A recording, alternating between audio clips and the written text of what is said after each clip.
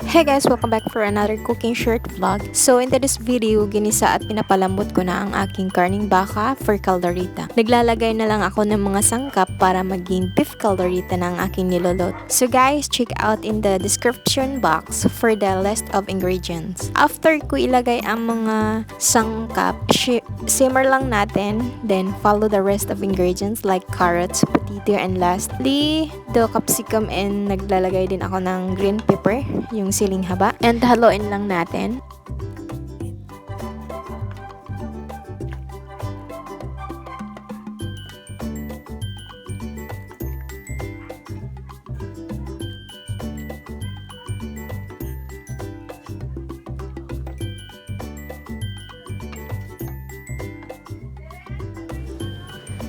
At maglagay din ako ng pickles, and then may sauce na siya ngayon dahil nilagyan ko siya ng water. Nag-add ako ng water.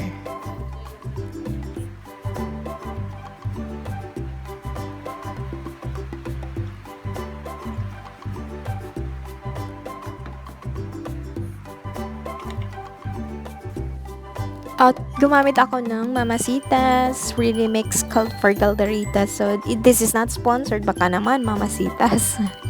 Paghaluin mabuti para hindi siya mamuo pagkalagay natin doon sa pinakuluan nating karne.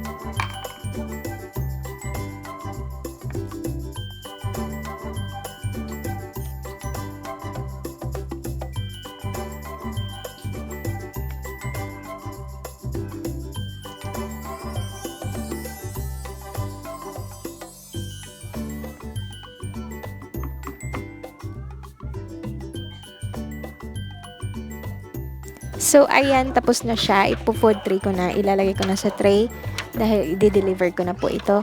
At ito ay order ng customer namin sa aming Jai's cousin sa aming small business. And that's all. Thank you for watching, and I hope you enjoyed my video. And if you like, please give a thumbs up down below and share it to your friends. And don't forget to subscribe my channel. Thank you. Bye-bye.